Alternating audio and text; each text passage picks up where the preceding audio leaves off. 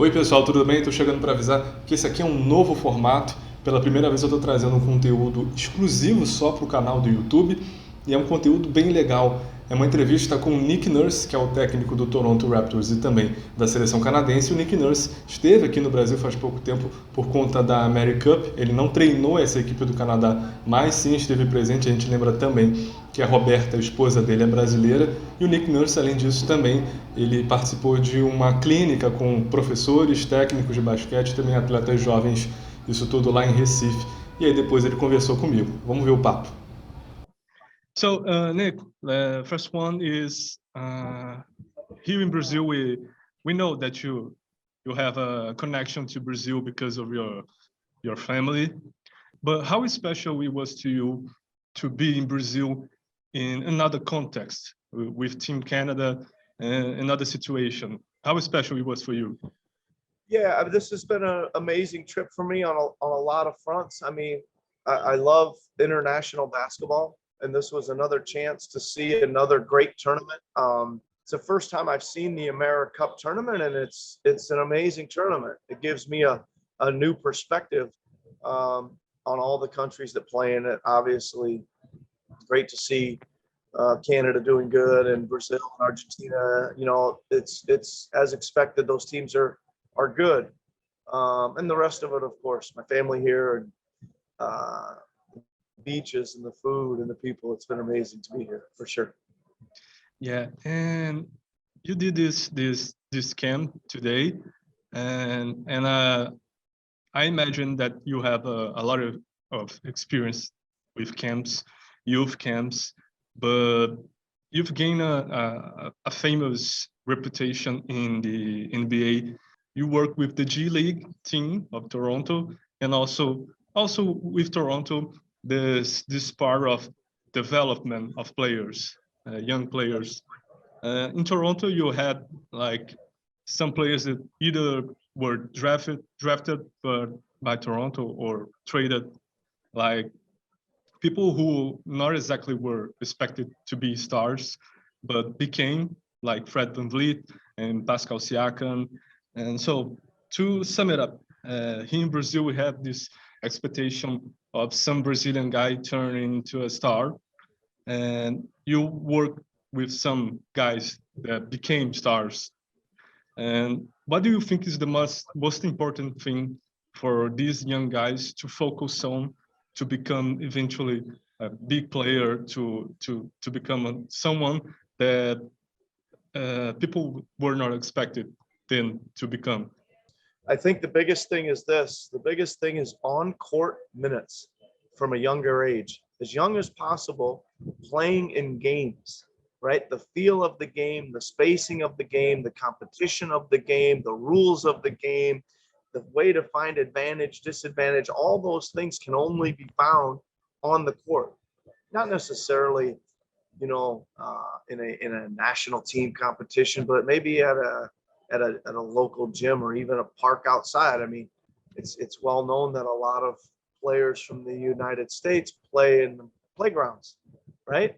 But they do lots of hours there, and they learn lots about how to play the game in its entirety, right? I think that's the biggest thing, because I think a lot of people see a good sized player, maybe a good athlete, or someone they think is going to be, and they spend too much time just trying to develop little parts of skills, maybe dribbling, passing, footwork, shooting, and they forget about totality of the game. That would be what I would say. Yeah, you talked about rules and the international game.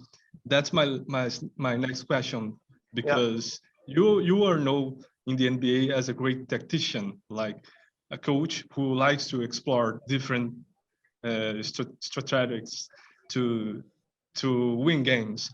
And when you come to the international game, the FIBA game, there's some differences, and I would like to know from you, what is the biggest challenge as a coach to coach in FIBA different other than the NBA game? Yeah, I think the single biggest challenge that I always say is the physicality allowed to be played by the big men, by the centers. Seems to me like almost every game I watch, at some point in the game, the two centers on each team want to fight each other. You know what I mean? It's like they're allowed to push so much. They set illegal screens, they rebound. Just eventually, like they get frustrated with each other, and it's not necessarily personal. It's just kind of what I always see in the games. That's the biggest thing. The physicality of the big men, right, is allowed to go way further than it is in the NBA. The next thing would probably be just on-ball stuff as well. The what they would call hand checking, or the ability to use your forearm, your body, your hands a little bit when you're guarding out on the perimeter, which you can't do it all in the NBA. Like that's why those little guards are always so hard to guard in the NBA, because there's no hand checking, the freedom of movement. That's the biggest thing. Those two things probably. I got to get used to it still. Yeah, you still got some time. Yeah. Yeah. So talking about Team Canada, Canada is seen by most people as a team with a great generation of young players, but I kind of see that the last competitions that Canada have been on, the final results have not been so as expected. But I think that's related to the absence of these guys. Yep. Do you expect to have your full strength roster, all with NBA guys anytime soon? And how far do you think they can get? Well, really good question. I mean, we've got a lot of NBA players, right, that could play for the national team. We haven't done a very good job of getting them all together. That's getting a little better. Each competition we seem to play in, and we've got to kind of pick and choose. As for instance, this one, we only brought one NBA player, which is Delano Banton from the Raptors, but we had, I think, 5 in our last competition and 5 this summer. But do I think they're going to come together? I don't know. I wouldn't say all of them, no, but we're just trying to increase the numbers and hopefully get to 8 or 9 or 10 of them. They're around, and it looks like they're going to play, right? They come to training camps even though they've got a injury, or they've got a contractual issue, or they're a personal family issue, or whatever. We've had them in the last 2 training camps, our entire team. And so we're hoping that next year at the World Championships, we'll get most of those guys to play. But I wouldn't expect all of them to. A good number of them, yes. Yeah. So this will be my last one, I think. So I'm going to talk about the Raptors. Okay. We are just a few weeks away from training camp. And it's that time of the year when you set expectations for the team. Last season, Toronto had a couple of young guys, and Toronto got to the playoffs, played well, played a good series with the Sixers. So I'm gonna be honest with you. This summer, we heard a lot of conversations about Toronto being involved in some trade conversations about guys on other teams. I know you can't talk about them, but you can talk about the direction of the team as a whole. Yeah. As a whole, what's the goal in mind for the next season? Is to keep improving these young guys like Scotty Barnes and Uji Anunoby and Gary Trent, or do you see yourself? Do you see the Raptors competing for a title just as soon as these guys get better?